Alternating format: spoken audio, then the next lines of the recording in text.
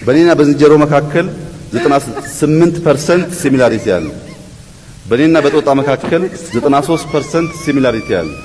በኔና በውሻ መካከል 83% ሲሚላሪቲ አለ። ይሄንን ሲሚላሪቲ የነገረን ሳይንስ 2% የዲኤንኤን አካል በመመራመር 98%ቱን ጃንክ ብሎ በመጥራት ነው።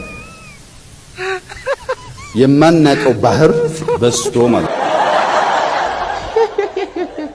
ዞመድ ከዘመዱ አህያ ካሞዱ አለ ወዲ ዜናዊ ለአሜዚንግ ነው ያለ ህፃኔው ንጉሲ በነካጁ ጃንኪ ላለው 98% የዲኤንኤ ከአህያ ጋር ያለውን ሲሚላሪቲ ቢነግረን ቀንጆ ነበር። ዋይ ተመልካቾቻችን እንዴት ናችሁ? ዛሬ በዓለም አቀፍ ደረጃ ለሚከበረው የአህዮች ቀን አስመልክቶ በወጣ መረጃ መሰረት ኢትዮጵያ በዓለም ላይ ካሉ ሀገራት በሙሉ 10.7 ሚሊዮን ገደማ አህዮች በመያዝ ከዓለም አንደኛ ከአፍሪካ ሁለተኛ ሆናለች። ለእንኳን ደስ ያላችሁ፣ ለእንኳን ደስ ያለን።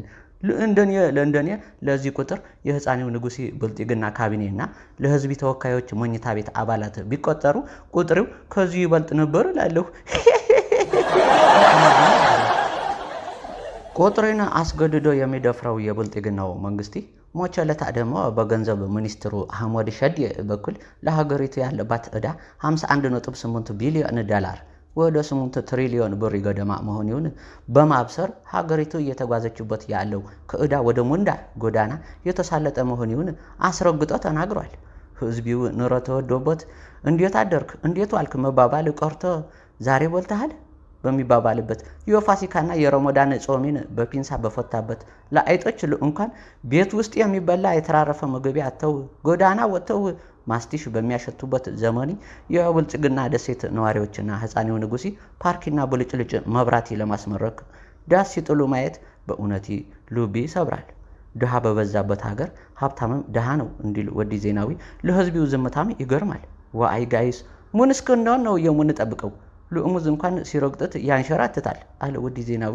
እንንቃ እንጂ ባልተያያዘ ናዚህ ከሁሉ ለሚገርመኝ ህፃኔው ንጉሲ ባህሪ ምን ነው ባደረገኝ የድጅሽን አፈር አንቺ ስትረግጭኝ እኔ እንድንፈራፈር እያሉ ሲያሽቃብጡለት የነበሩትን ወታፍ ነቃዮች ሙንጣፍ ጎታች ካድሬዎች እንደ ዳይፐር ተጠቅሞ ወርወሪው ነው።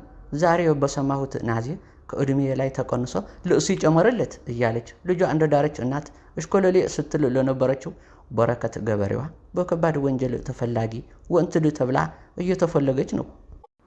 ለማንኛውም ጡትና መንግስቲ መውደቂው አይቀርም እንዲል ወዲ ዜናዊ አሁንም ጥርሲም ከቤተ መንግስቲ እየመጣላችሁ ለህፃኔው ንጉሲ የምታሽቃብጡ የቤተ መንግስቲ ፍርፋሪ ለቃሚዎች ለበሬ ገበሬዋ ሲቹዌሽን ሬድ ፍላግ ይመስለኛል። በሬ ሆይ ለሳሩ አይተህ ገደሉ ሳታይ ፒስ አውት።